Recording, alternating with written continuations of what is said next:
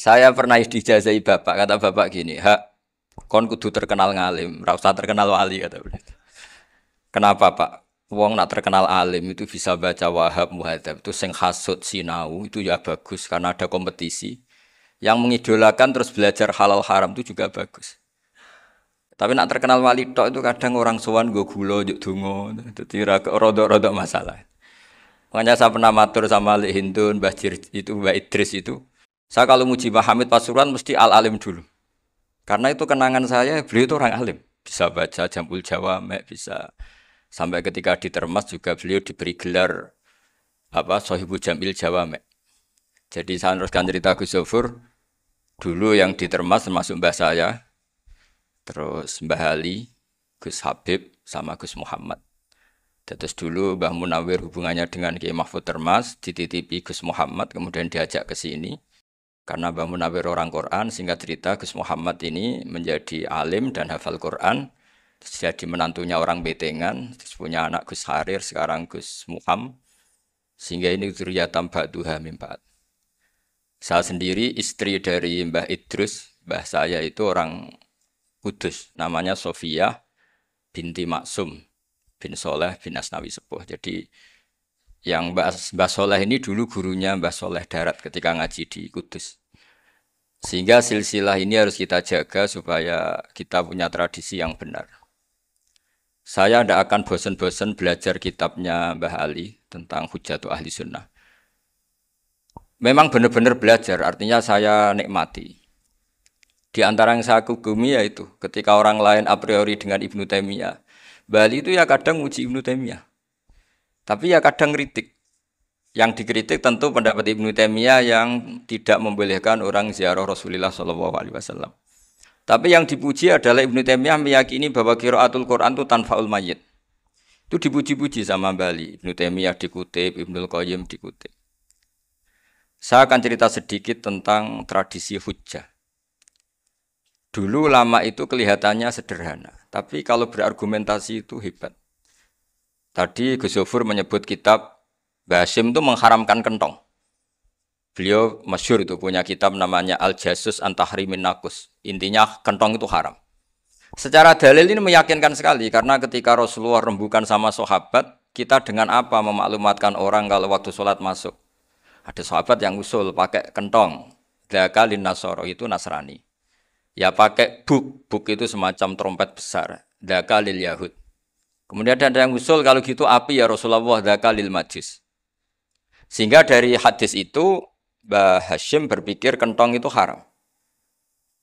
Tapi Mbah Fakih Mas Kumambang itu mengkritik Mbah Hasyim dengan ngarang kitab Hazur Ru'us an Tahrimin Nakus. Jadi beliau ngomentari kitab itu sambil geleng-geleng kepala. Kitab kok keliru nganti ngono. Itu jadi cara pikirannya siapa Ki Fakih. Kentong di Indonesia itu kanggo wedhus dicolong gitu. Pos kampling gitu. Kalau ada banjiran ya kentong, ada maling ya kentong. Jadi enggak ada persamaan sama sekali dengan kentong yang milik orang apa? Nasrani. Sehingga di pondok saya itu ada kentong tapi jelek sekali. Karena itu satu-satunya cara supaya beda dengan kentong yang di gereja. Kalau elek kan mirip kentong di pos kampling. Itu ya agak-agak ilmiah sedikit.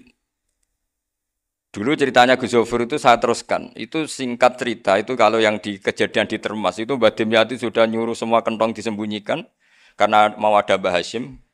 Cerita itu mukarrar di Kiai Fakih sama di Kiai Dimyati Termas. Setelah kentong dikumpulkan semua, Mbah Hasyim datang, senang. Ngiranya Syekh Dimyati ini sependapat dengan beliau, yaitu sama-sama enggak ada kentong.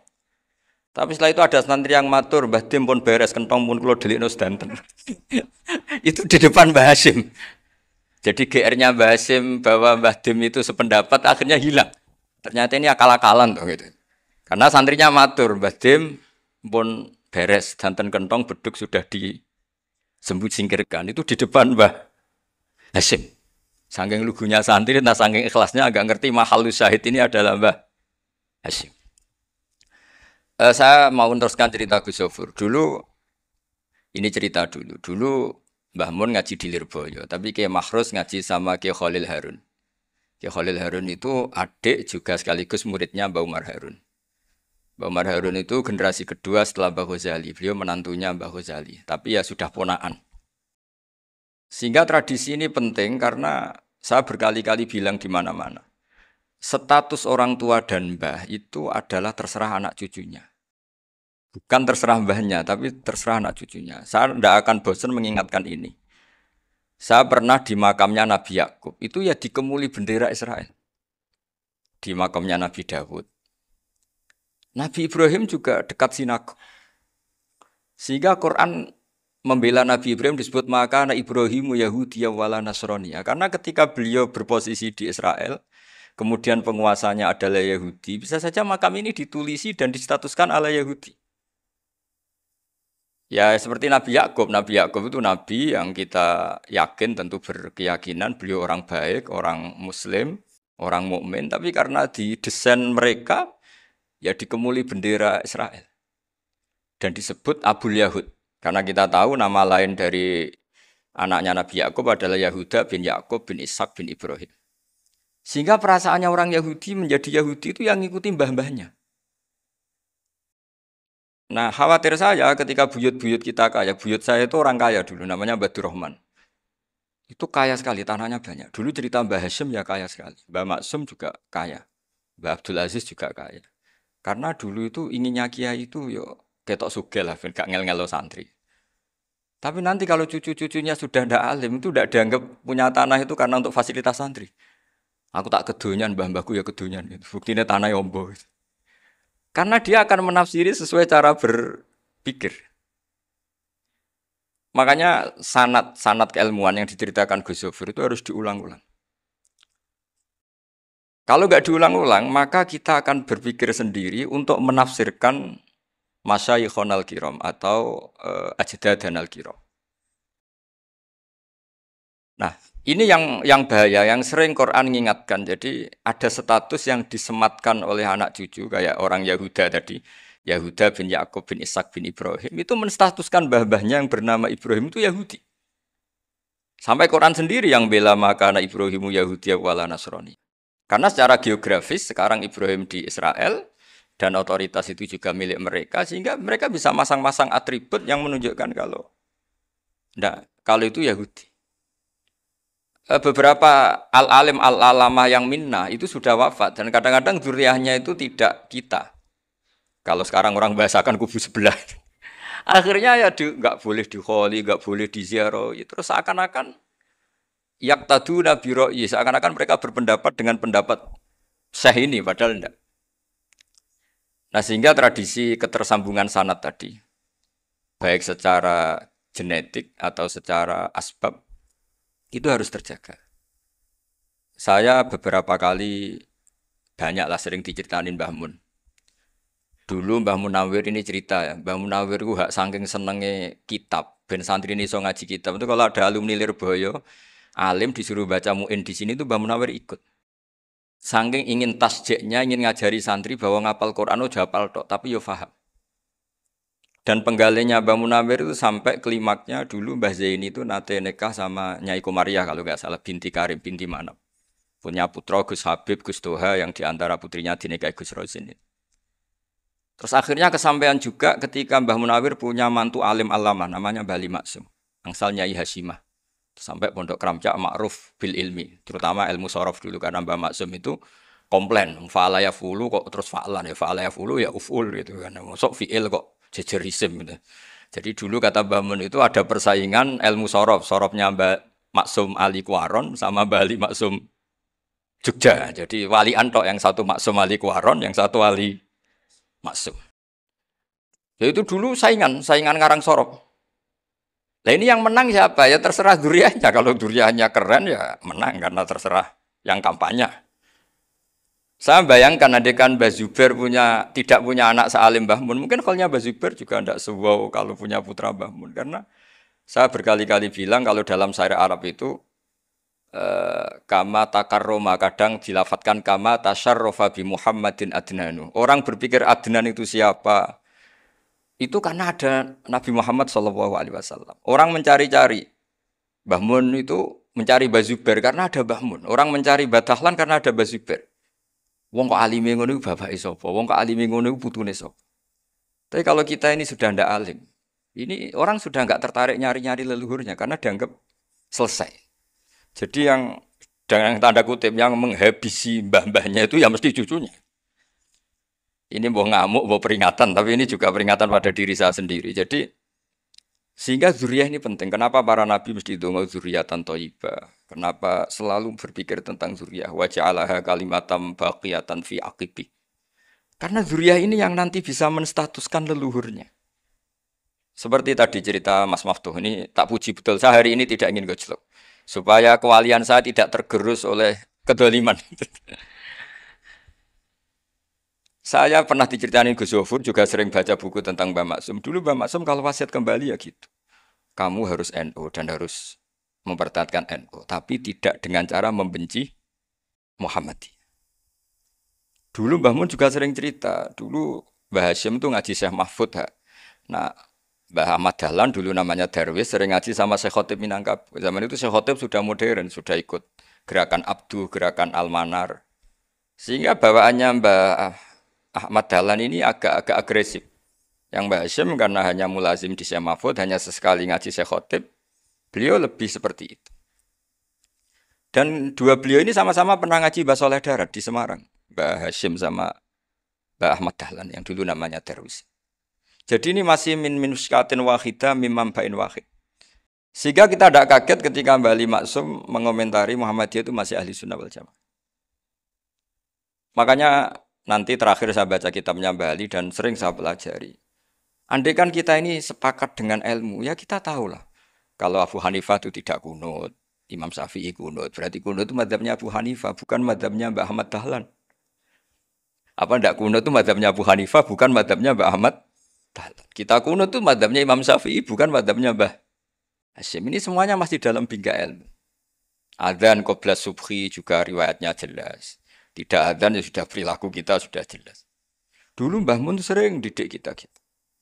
Saya sering dengar cerita kalau dulu Pak Arif Fakhruddin begitu hormat sama Mbah Ali, apalagi zuriyahnya Mbah Azhar Basir, karena beliau dulu do ngaji di Termas. Dulu itu enggak ada masalah karena semuanya dianalisis pakai ilmu. Tapi sekarang pakai identitas, yang kunut itu NU, yang enggak kunut Muhammadiyah. Berarti Abu Hanifah itu Muhammadiyah, Imam Syafi'i itu NU. Berarti Imam Syafi'i itu ya anak buahnya Ki Miftahul Ahyar kira-kira gitu kan. Nah, kan anak buahnya Pak Said Akil. Kan terus jadi repot. Dulu kita ini pengagum ilmu, bukan pengagum perbedaan. Sehingga di sini yang saya kagum dari sekian ceritanya Mbah Ali Maksum, supaya kitab ini to the point, supaya nggak lama-lama karena waktunya juga. Nanti kalau kemalaman ini kena semprit ini sudah. Ini di antara yang diceritakan Bali itu unik. Imam Syafi'i itu sering tawassul, sering wasilah sama siapa itu? Abu Hanifah. Ini sudah tak petakan, saya baca yang sensitif lah. So, yang ini ya. Ziyar al-Babus Samin, terus sebentar ini yang bab tawassul.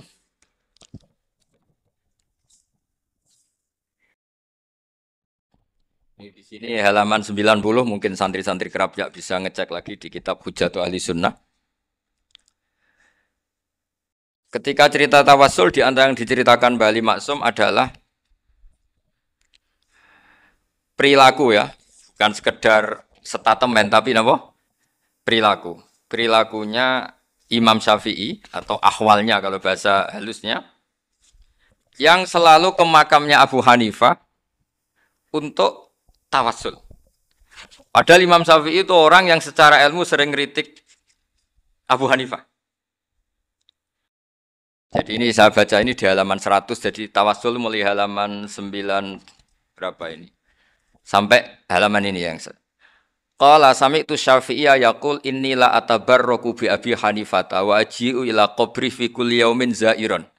Fa idza uridat li hajatun shallaitu rak'atain halaman 100 waji'tu wa sa'altu wa ta'ala al hajat indahu fama tab'udu anni hatta tuqda. Kanal Imam Syafi'i ayyama huwa bi Baghdad yatawassalu bil Imam Abi Hanifah yaji'u ila dorihi fayusallimu alaihi wa yatawassalu ila Allah bihi fi qada'i hajati. Terus wa yatawassalu Imam Ahmad bi Imamina Syafi'i. Jadi di antara yang diceritakan Mbah Ali Maksum itu betapa Imam Syafi'i yang terkenal sering mengkritik Abu Hanifah dalam tatanan fikih karena beliau tidak percaya ada istihsan. Abu Hanifah berpendapat adanya istihsan dan kita tahu lah ikhtilafu Syafi'i wa Abu Hanifah itu besar sekali. Tapi beliau itu tahu Abu Hanifah itu orang yang sangat soleh. Abu Hanifah itu kalau ketemu sama orang yang utang beliau itu yang lari bukan yang utang Abu Hanifah. Karena takut orangnya itu izin. Jadi kalau ketemu yang utang di jalan itu yang sembunyi itu Abu Hanifah. Kenapa engkau sembunyi? Ada yang utang saya lewat, nanti orangnya malu. Jadi setingkat Robi'ah Adawiyah itu beliau di rumah ada maling itu sembunyi. Ditanya kenapa engkau sembunyi? Malu, gak ada yang dimaling.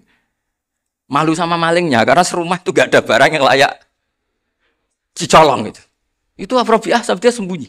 Itu yang bisa niru itu Abu Hanifah. Jadi wali-wali besar ini ternyata saling menghormati dan saling tawassul. Nah saya berharap tawassul ini bukan sekedar perilaku sosial, tapi memang ada sanatnya. Sehingga terus diceritakan Bali di sini dulu istaqa Umar bil Abbas. Kata siapa tawassul harus dengan Rasulullah SAW? Dulu istaqa Umar bil Abbas. Sayyidina Umar itu tawassul istisqa dengan Sayyid Abbas. Padahal kita tahu Sayyid Abbas ini tidak nabi. Terus beliau cerita sampai Imam Syafi'i tawassul sama Abi Hanifah. Sehingga gak ada perdebatan itu kan Umar. Kalau Umar kan ada jaminan boleh diikuti karena beliau sahabat. Bali cerita tentang Imam Syafi'i yang tawassul dengan Abu Hanifah. Seargumentatif itu. Maka saran saya kepada alumni Kerapyak, santri-santri Kerapyak, nah saya hanya berani ngomong sama santri Kerapyak, sama mas saya ada berani kalah sepuh. Itu tradisi keilmuan itu harus dijaga dengan hujjah dan dengan tadwin, dengan pembukuan. Saya punya sekian cerita ya, misalnya dulu kita mungkin iskal itu janggal. Kenapa sih orang Islam tukaran sama orang Islam? Sehingga di antara doa Nabi yang enggak dikabulkan Allah, enggak boleh dikabulkan sama Allah enggak boleh, bukan berarti enggak mustajab. Redaksinya famana aniha, memang enggak boleh. Redaksinya bukan falam yastajib lahu tapi famana aniha. Di Al-Marrah As-Salisa ini Nabi dilarang, yaitu melarang umat Islam itu jangan sampai tukaran sama umat Islam sendiri. Itu kata Allah, ya enggak bisa kata Allah, kalau itu enggak saya kabulkan. Itu dulu guru-guru kita nyontohkan sederhana. Kira-kira kalau saya tukaran wek Gus Zofuru, Mbah Mun luwih ikhlas timbang ditukari wong liya. Nakno kakak ditabuk adik, wong tua luwih ikhlas timbang ditabuk tangga. Barokahnya membaca kita lebih mentoleransi. Kalau ada Mbah Hashim dikritik Mbah Fakih Mas Kumambang, kita ikhlas gitu. Tidak dikritik guru PAUD itu kan. Atau dikritik orang-orang yang enggak bisa ngaji.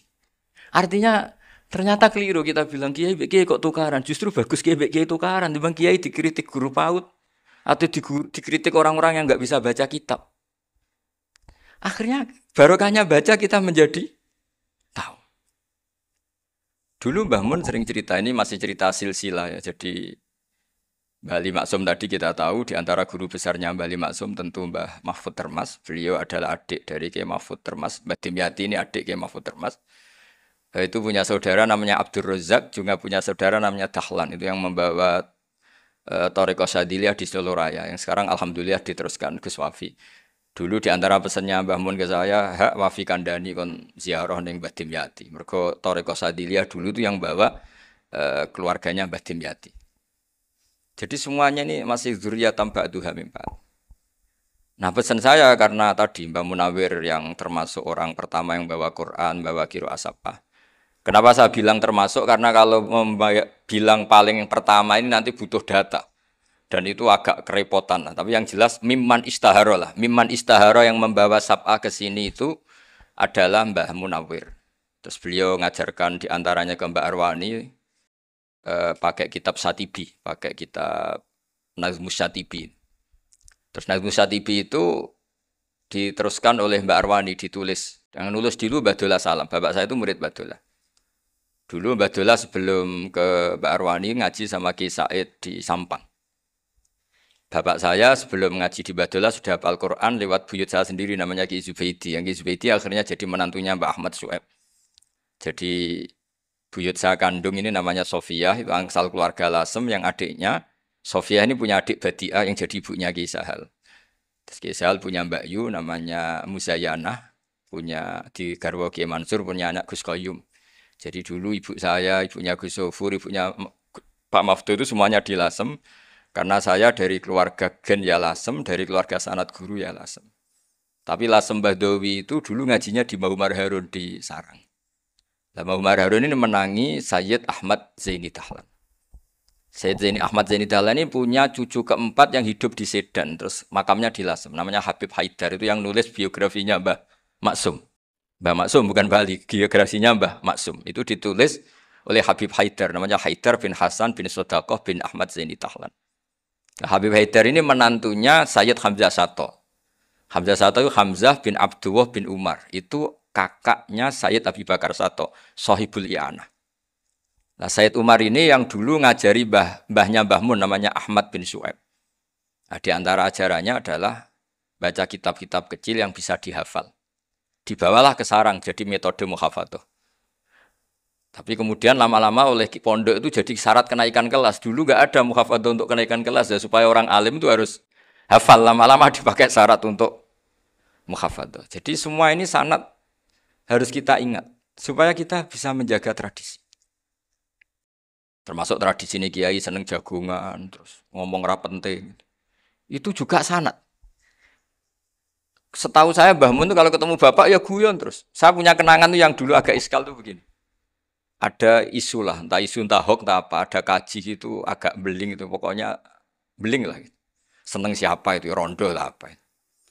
Pokoknya beling gitu. Ketika Mbah Mun dilaporin tamu kalau kaji itu beling sama rondo itu, Mbah Mun tanyanya lucu. Lu ayu no cung, wayu banget Mbah, wayu. Itu bapak juga bakas ayu nih. Dulu saya sekali ini kiai kok bakas wong ayu, bakas bodine barang lah kira-kira gitu.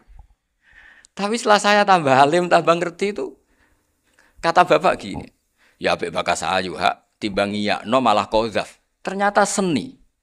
Sekali Mbah Mun atau bapak bilang, kaji kok zina, kaji, maka larinya ke qadzaf. Maka menghindari bahasa menuduh, ngomong yang enggak penting. Loh ayu no. Jadi kiai dulu tuh orang sok suci tapi menghindari hal-hal yang jadi punya seni untuk ngelola kehidupan. Orang bermalam-malam jagungan sama teman asik itu kan perlawanan terhadap nafsu kita, syahwat kita untuk mungkin nikmati dugem di bar atau di tempat-tempat maksiat. Itu setan di Indonesia tuh kakuati sama Ki Jawa. Orang supaya nggak tertarik maksiat itu Ki Jawa cukup ketemu kancane masak terong guyon, gejol-gejolokan zaman mondok, sewengi lulus sangka maksiat. Bar wis tutup.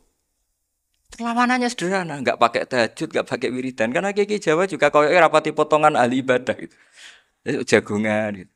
Jadi setahu saya itu pernah lihat Bali itu sekali ketika beliau ngisi ceramah di Mbah Hamid Bedowi. Saya masih kecil diajak bapak. Dulu kalau bapak ngelihat Bali sama Mbah Hamid itu mesti nangis. Karena dua orang alim bertemu. Yang akhirnya ya bisanan itu. Mbah Hamid punya anak Gus Nasih, di sini ada Mbah Nafisa, terus jadi Mbak Salih Hindun itu. Jadi dulu tuh ya guyon terus ketika ketemu. Itu yang sering bodoni Mbah Hamid itu ya Ki Bisri. Ki Bisri itu kalau datang ke Ki Hamid Pasuruan, nak wali tenan aku teko ditata nomangan. Jadi ukurannya ya. Ternyata sampai sana dikeimangan tenan. Masih belum mengakui, kan nak wali tenan aku itu kiai rung di mobil, dongakno aku di mobil. Sudah kalah satu seri itu masih gak terima. Lalu itu Mbah Hamid akhirnya berdoa, ayo monggo, mungkin-mungkin Ki Bisri gak ada mobil. Itu setelah didoain masih tanya, mereknya apa merek?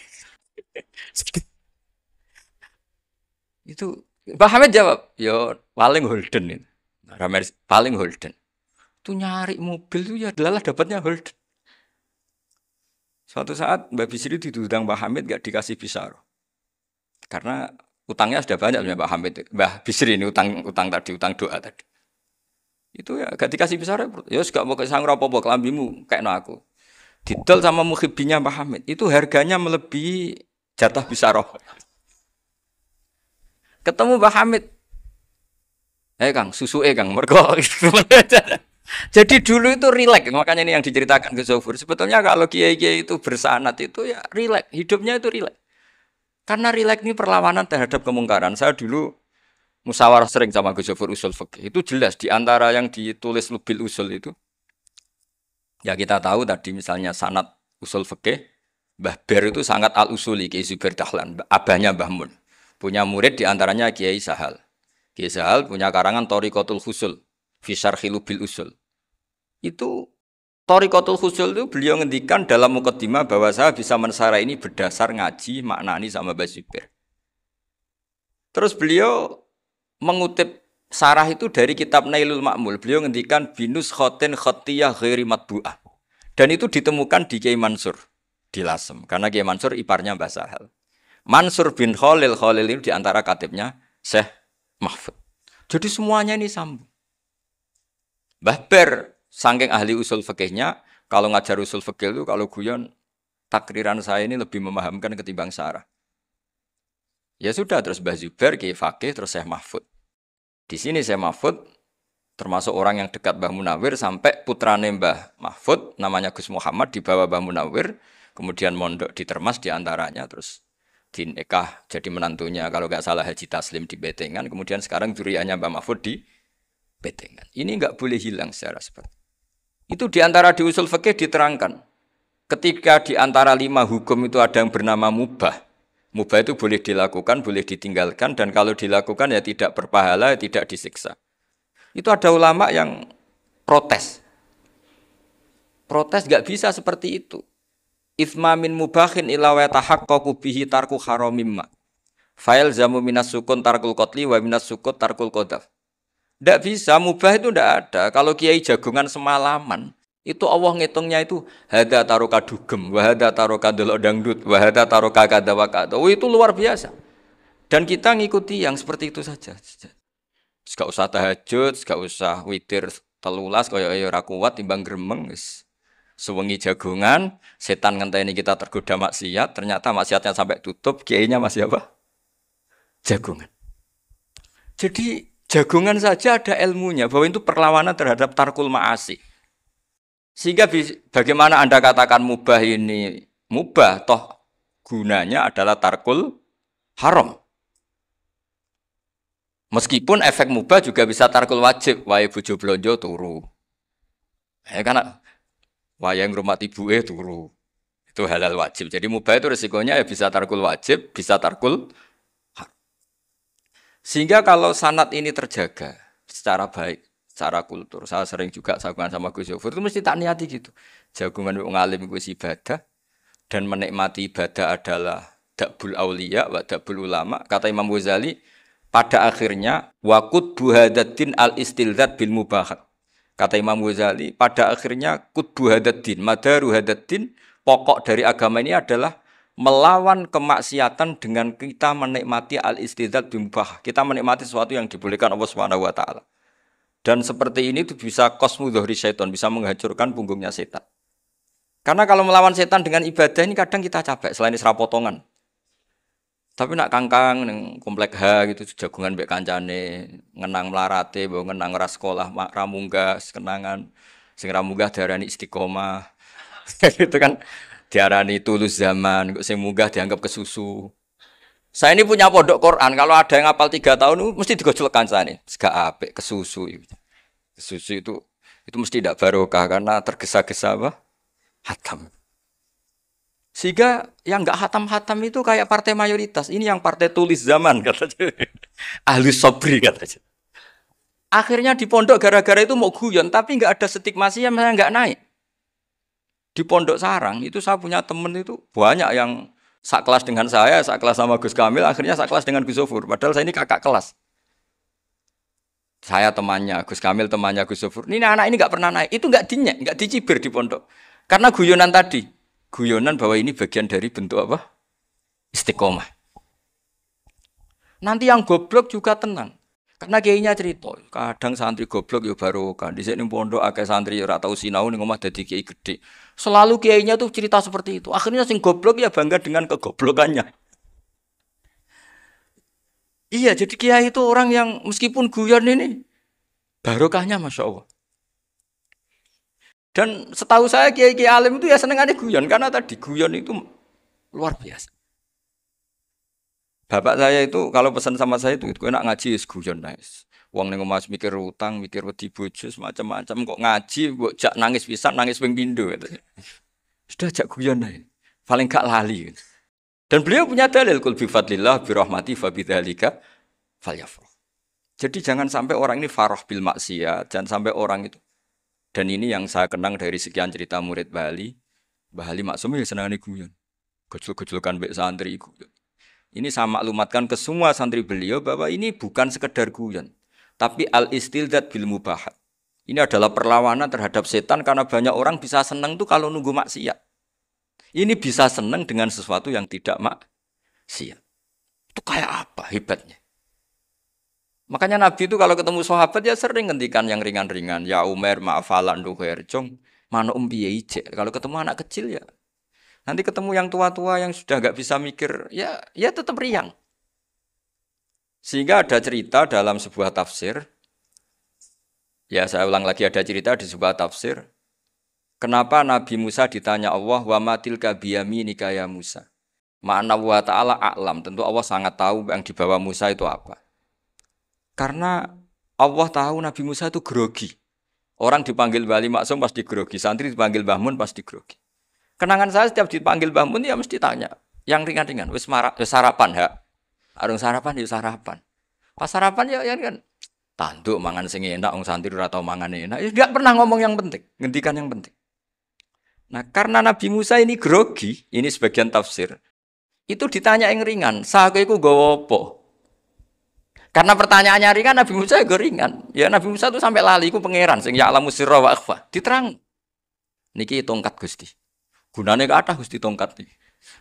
Qala ya aso ya atawakkau 'alaiha wa ahusyu biha ala ghanami wal ya fiha ma'arif ukhra. Oh, tongkat Gusti niki penting Gusti. Nggih nak. Nggih macam-macam lah Gusti. Atawakkau 'alaiha wa ahusyu biha ala ghanami kangge menghalokan. Masih terangno terakhir dan yang lain-lain Gusti. Wal ya fiha ma'arif ukhra. Sehingga akhirnya rileks. Karena Nabi Musa terus ngerti. Ternyata ketemu pangeran itu gak seserem yang saya bayangkan. Gitu. Pertanyaannya ringan. Itu ada ilmunya. Tapi cerita ini yang versi tafsir ini tidak yang seperti di Manaqibul Ghazali. Di beberapa kitab tentang Manaqibul Ghazali diceritakan di alam roh Nabi Muhammad SAW itu yubahi bi ummati, saking yubahinya sampai ngendikan ulama ummati ke anbiya Bani Israel. Ulama umatku itu pinternya atau statusnya itu mirip-mirip lah. Kaf itu ya mirip-mirip lah, mirip-mirip kayak ulamanya nabinya Bani Israel. Akhirnya Nabi Musa itu tersinggung sekali. Bagaimana mungkin ulama disamakan dengan apa? Nabi. Sehebat-hebatnya ulama itu kan tidak akan yabluhu darajatan nubuwah atau yartaqi ila darajatin nubuwah. Itu akhirnya, ya kalau kamu nggak percaya panggil. Yang dipanggil Imam Ghazali. Ya Nabi Muhammad juga nggak mau kalah. Gitu. Kalau manggil ulama RT ya kalah keok. Gitu. Akhirnya Imam Ghazali datang. Ditanya sama Musa, Mas Muka, nama kamu siapa? Ana Muhammad bin Muhammad Al-Ghazali At-Tusi Asy-Syafi'i. Itu disebut panjang. Terus Nabi Musa guyu-guyu. Kamu ulama kok ngomong yang nggak penting. Ditanya namanya kok penjelasannya sepanjang itu. Dianggap itu satu kesalahan. Masa tanyanya nama kok ditanya jawabnya Muhammad bin Muhammad Al-Ghazali At-Tusi Asy-Syafi'i. Kepanjangan itu. Ketika Nabi Musa agak mencibir, agak gimana itu terus jadi Imam Ghazali, kalau ini masalah, lebih masalah jenengan. Apa itu? Yang tanya jenengan tuh Allah ya alamu sirra wa akhfa, dan Allah hanya tanya wa ma tilka biyaminika ya Musa. Harusnya jenengan jawab asoya titik, bukan kepanjangan. Atawakkau 'alaiha wa syubha itu kepanjangan. Allah tanya yang di bawah kamu itu apa? Yang di tangan kamu. Harusnya jawabnya hanya aso ya. Tapi kenapa penjelasannya sepanjang itu?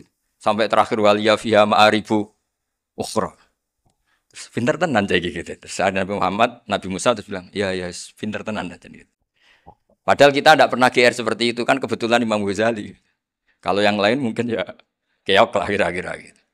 Tapi ini cerita dalam khazanah keilmuan.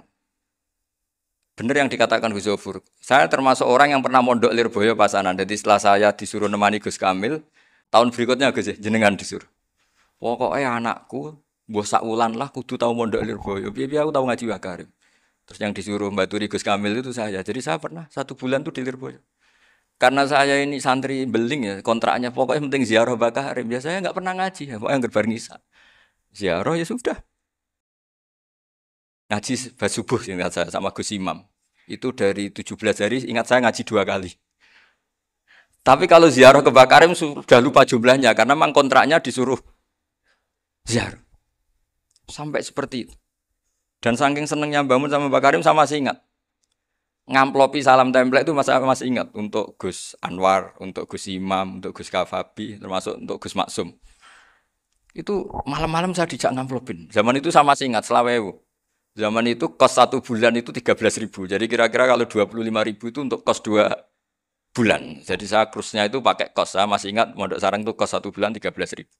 Berarti kira-kira 500.000 itu di amplopin sendiri sama Bang. Ini untuk Gus War, ini untuk Gus Imam, ini untuk Gus. Padahal Gus Imam ini mondoknya sudah dibangun.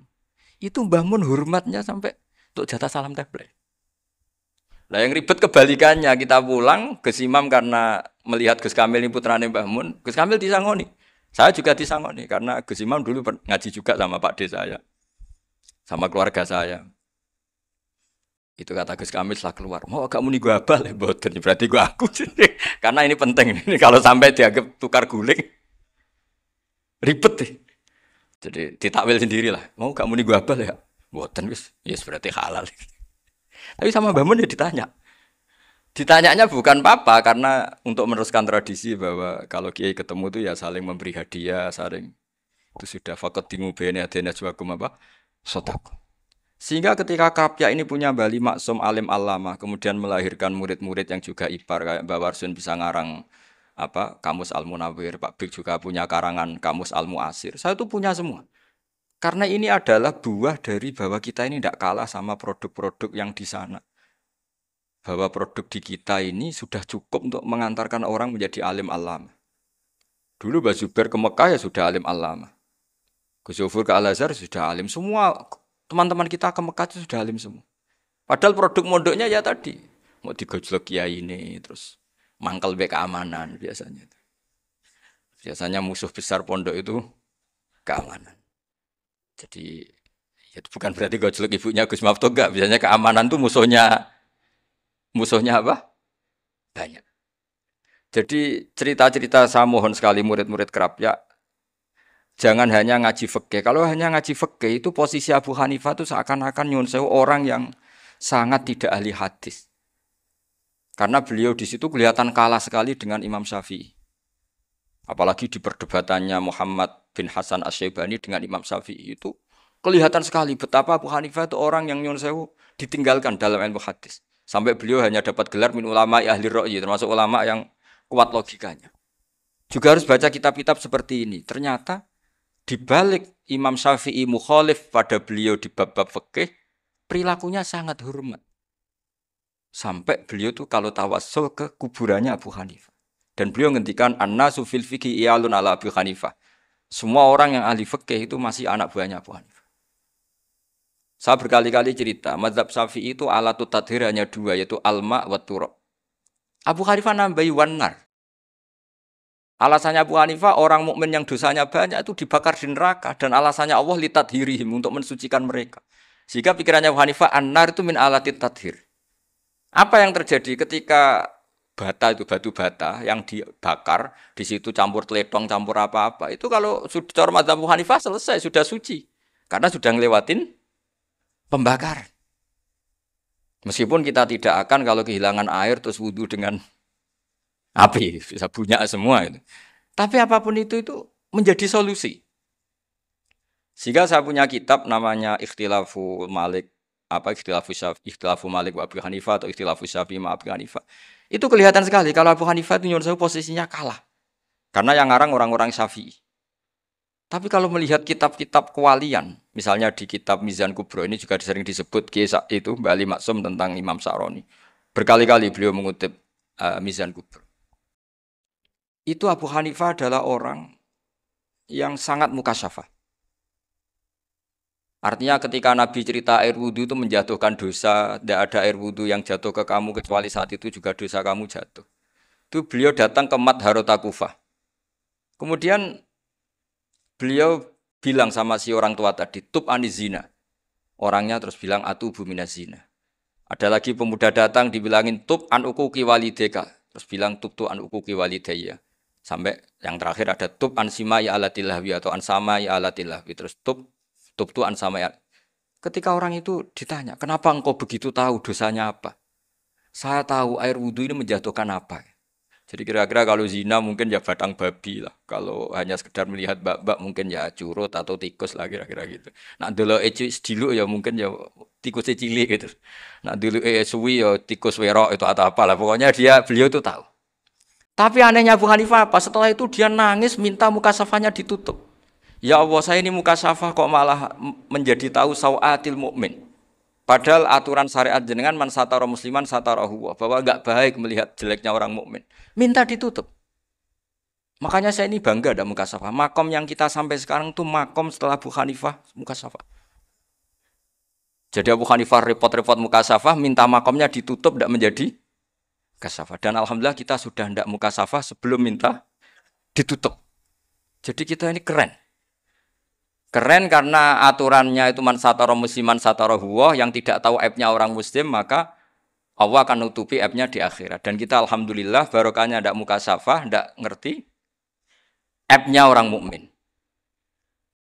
Jadi kita harus pakai patokan ilmu.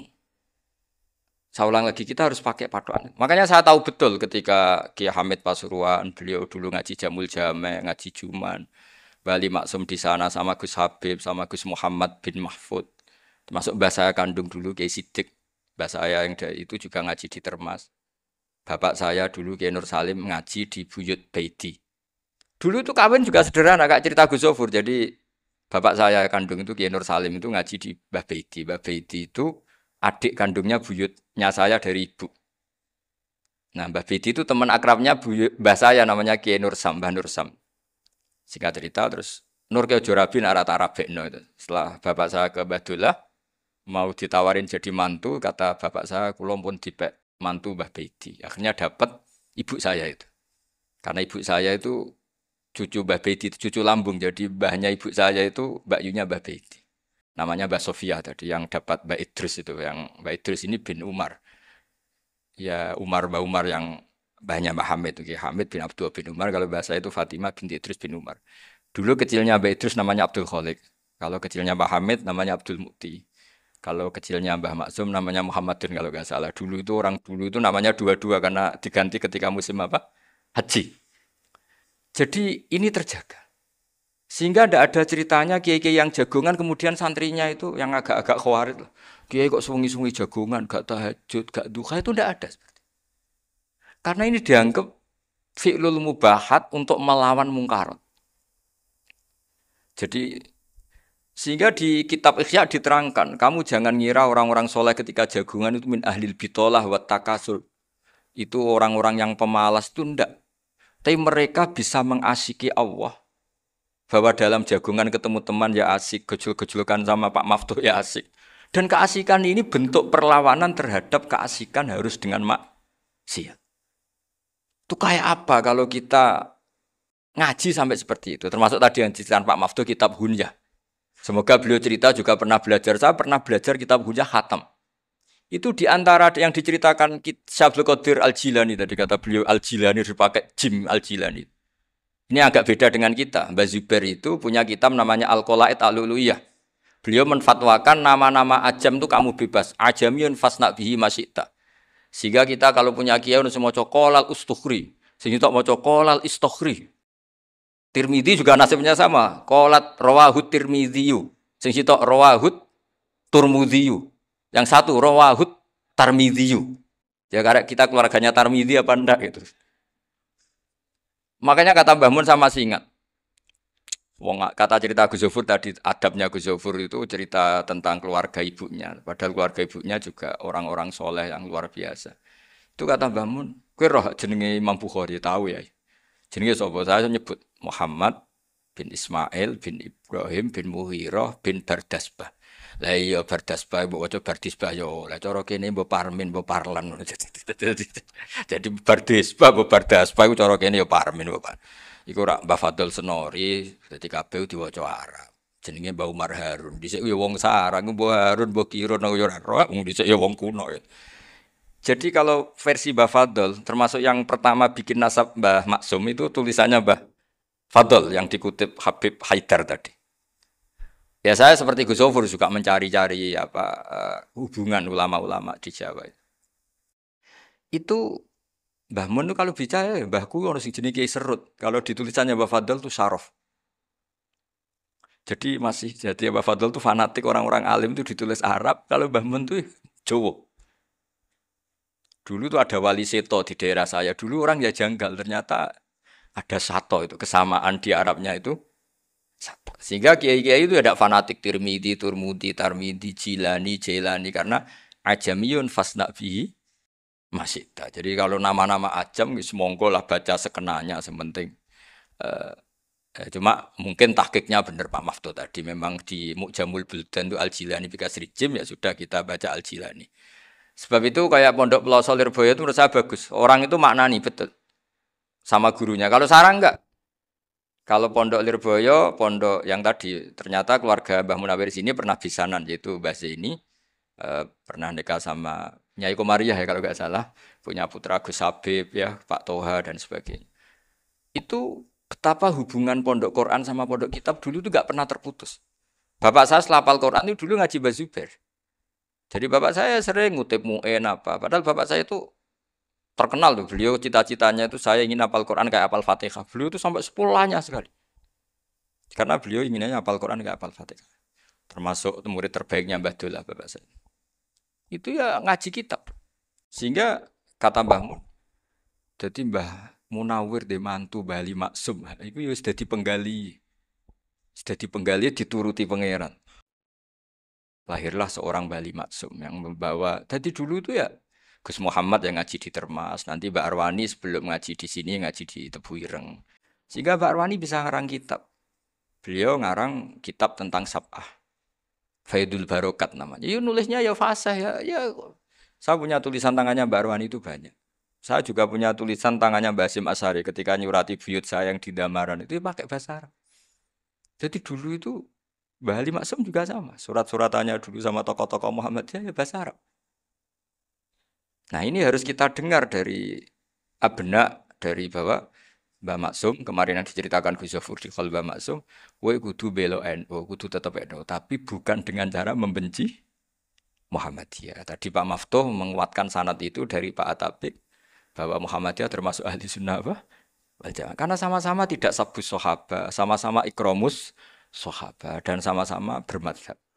Nah soal akhirnya ada beberapa yang serapati seneng ngaji ini yang agak ribet. Tapi kamu tidak usah ngeritik Muhammadiyah agak seneng ngaji, kayaknya juga sama kita nggak seneng ngaji juga banyak itu. Jadi kalau ngeritiknya masalah itu kan kita ya agak-agak sama. Ya jadi ternyata di sini terus ini yang terakhir supaya nggak lama-lama. Bali juga punya sisi keras. Keras sekali jadi dalam hal-hal yang khas. Ini di halaman 87. Itu keras sekali. Beliau ngendikan wahal bi jununun hatta usdira amri lil mu'minin alla yazuru rasulahum. Jadi ketika saya tadi sudah bilang bahwa beliau sering muji Ibnu Taimiyah dalam banyak hal, tapi dalam banyak hal juga beliau mengkritik Ibnu Taimiyah ketika menafsirkan la tusaddur rihal illa ila salasati masajid. Kemudian Ibnu Taimiyah tidak mentasrekkan, tidak mensunatkan ziarah kubur Rasulullah sallallahu alaihi wasallam. Beliau mengkritik. Dan cara mengkritik adalah ngendikan ulaikal ladzina yuriduna ayyahulu bainahu sallallahu alaihi wasallam wa baina ummatihi fi nakhiyatin. Itu adalah orang-orang yang ingin membuat batas antara nabi dan umatnya. Saya termasuk terinspirasi makalah Bali ini adalah bagaimana Anda mengkafirkan orang Islam berdasar qala Rasulullah sallallahu alaihi wasallam. Wan nabiyyu asyaddun nasi syafaqatan li ummati. Wan nabiyyu akhrasun nas, orang yang paling serius supaya umatnya ini selamat. Kemudian Anda dengan hadisnya Nabi mentafrik bainahu wa baina ummati berdasar dawuh Kanjeng Nabi. Itu cek mentalani. Makanya saya itu enggak pernah keras di bab ini. Misalnya nyuruh saya ada santri sarang yang nakal. Itu saya tidak berani komentar karena saya tahu Mbah Mun itu sangat mencintai santrinya. Meskipun yang nakal. Saya melihat sendiri bukan jari ada santri yang cara pelaturan pondok itu diboyong karena nakal. Itu Mbah Mun ngendikan begini. Ya cung yo ke diboyong itu cara aturan pondok. Nah aturannya pangeran ngger kowe tobat dadi wong apik ya dadi wong saleh. Ya kowe kudu tetep sering rene, kowe tetep santri kudu nyo akhirat. Soal pondok ya ben ana aturan, ben menjen kowe nakal nemen ya diboyong, tapi kowe tetep wong apik. Jadi karena kita tidak mungkin mentafrik bainahu wa baina talamidhi. Kita tidak mungkin mentafrik baina nabi wa baina ummati karena nabi adalah apa? Asyadun nasi syafaqatan li ummati. Sampai saking sayangnya nabi itu ngendikan syafaati li ahlil kabair min ummati. Lho koyo apa baiknya nabi? Ora melok nakal, ora melok maksiat, tapi melok nanggung swargane. Iku waktu gali sampean wis kowe utang gak apa-apa, bangkrut gak apa-apa, sing nyaur bapak. Gua sampean ngono top tenan. Anake yo ngawur tenan maksudnya itu, tapi top. Lah nabi ku umate sing dosa iku umate, nabi sing nyuwun sewu, cara Jawane sing kangelan nyafaati. Karena nabi gak boleh dipisahkan dengan umatnya. Makanya kata Bali Maksum, ulaikal ladzina yuriduna ayyahulu bainan nabi wa baina ummati. Itu mereka adalah orang yang ingin memisahkan nabi dengan umatnya. Masa kita ngafirkan umatnya nabi berdasar dawuh nabi? Itu kan sama, saya benci santri Anwar berdasar dawuh Mbah Mun, padahal orang tahu semua begitu sayangnya Mbah Mun terhadap santrinya. Sama juga kamu benci santrinya Bali Maksum berdasar dawuh Bali, padahal beliau sangat mencintai santri. Nah, kultur-kultur seperti ini tidak boleh hilang. Kita punya sanad, punya guru, punya keluarga yang sama. Jadi mbah-mbah saya itu orang Tuban, dekat sama posisi Ibrahim Asmoro Konti tadi yang diceritakan. Jadi di kampung saya, kampungnya bapak saya itu ada makomnya Siti Syariah, itu mbak kandungnya Sunan Bonang. Dan bapak dulu sering ngajarin ziarah saya ke Mbak Asyari. Mbak Asyari itu bin Jumadil Kubro, berarti Mbak Asyari itu saudaranya Mbak Ibrahim Asmoro Konti, gurunya Sunan Bonang. Jadi Sunan Bonang ke Tuban tuh karena disuruh ngaji sama Mbak Asyari, Mudin Asyari itu yang di Bejagung. Jadi ini semua sanatnya itu jelas, aturannya jelas. Kan Sunan Bonang bin Ampel bin Ibrahim Asmoro Konti bin Jumadil Kubro. Lah yang Mbak Asyari ini adiknya Ibrahim Asmoro Konti, makamnya di Bejagung di Tuban. Dulu Sunan Bonang sebelum ngaji kemana-mana ngaji di Bejagung itu di Mbak Asyari itu. Terus kemudian Sunan Bonang hidup di Lasem, di Pasujudan di Lasem. Makanya Lasem banyak orang alim karena ya dulu Sunan Bonang itu di antara aktivitasnya itu di Pasujudan di Lasem itu. Wafatnya kila di Bonang, kemudian mau dibawa orang Madura ke Madura, terus diambil Mbak Asyari, pernah mbahnya karena Muammar Mbak Asyari, terus dimakamkan di Bonang. Jadi cara berpikir Mbah Ali ini menginspirasi saya, kita tidak boleh mengkafirkan umatnya Nabi berdasar dawuh Nabi. Karena apa? Itu yang tidak diinginkan Nabi. Nabi itu inginnya yang di luar itu masuk, bukan yang sudah di dalam dikeluarkan. Itu kata beliau, ulaikal ladzina yuriduna ayyahulu bainan nabi wa baina ummati. Orang-orang yang tidak mentasrek ziarah pada Nabi adalah orang-orang yang ingin memisahkan Nabi dengan. Dan begitu kias berikutnya, orang-orang yang sidik-sidik muni ini kafir, ini sudah enggak benar, ini la yurja khairuhu, itu orang-orang yang memisahkan. Dan lucunya berdasar dawuh Nabi. Makanya semua kalau sampai ngaji Mizan Kubro, ini kitab yang sering dikutip Bali Maksum, ketika Nabi ngintikan laisa minna man ghasyana, laisa minna man latomal hudud wa syaqqal juyub bada'a bid'awal jahiliyah, laisa minna min tilkal khoslah. Semua ulama mentafsiri laisa minna fi tilkal khoslah, bahwa dalam hal itu Islam tidak bertanggung jawab. Masa menipu berdasar dibolehkan Islam kan tidak mungkin. Semua perilaku yang salah disebut Nabi laisa minna fi tilkal khoslah, bukan laisa minna fayakunu huwa kafir. Tidak ada satu ulama yang mengatakan laisa minna, berarti orang ini kalau menipu sudah kafir. Ketika dosa, ya sak dunya kafir kabeh. Siapa enggak pernah menipu? Sekedar pernah. Siapa enggak sering menipu bahkan? Hobi kadang ya rezekinya dari nipu. Lah itu kalau betul maknanya laisa minna terus kafir, semua orang di dunia kafir. Karena siapa sih yang selain Nabi yang enggak, selain Nabi kan enggak mungkin apa? Maksum. Belum lagi menurut teori usul fikih ada nipu yang wajib.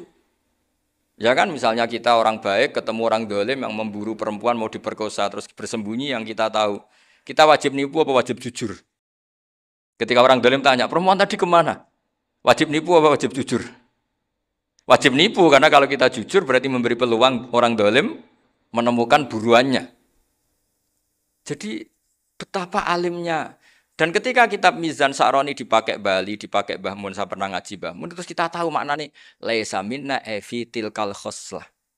Sehingga kita tidak mengatakan laisa minna dengan terjemahan letterlek tidak termasuk umatku.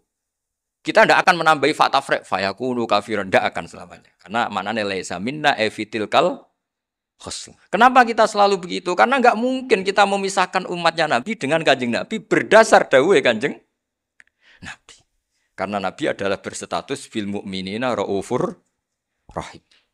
Ya terus ini mohon maaf sekali ini yang saya bisa, tapi saya mohon kajian kitab Ahli Sunnah saat tadi sudah matur Gus Afif, Gus Picon ini, supaya kitab ini ditakriri lah, supaya lebih dan yang nakriri harus santrinya, jangan bebankan saya. Ini santri yang pernah mulai sama-sama. Biasanya kalau orang NU pesantren terus orang usul jenengan mawon. Senenge lempar-lemparan, itu kata bapak saya, tawadhu itu keliru aja. Tawadhu itu aslinya wong ra tanggung jawab, ben ketok Islami bebo tawadhu aja. Jadi tawadhu itu orang yang sebetulnya agak punya tanggung, ben kesane Islami pura-pura tawadhu. Tapi saya mohon lah, ini kitab ini bagus sekali. Di antara yang saya senang adalah beliau cerita kalau Imam Syafi'i sering tawassul sama Abi Hanifah. Padahal kalau kita ngaji di kitab-kitab fikih, Abu Hanifah itu kayak tersangka lah. Di bab ilmu apa? Hadis. Sampai biasa kan di kitab Minhajul Thalibin, walaysa li Abi Hanifah hadisun sahihun. Jadi habis cerita madzhab Malik, madzhab Syafi'i itu walaysa li Abi Hanifah madzhabun apa hadisun. Wah, kasihan ini. Tapi kalau kamu ngaji Mizan Kubro, Abu Hanifah ini dapat posisi. Karena mesti Mizan Kubro ngendikan farojal amru ila martabatayil mizan.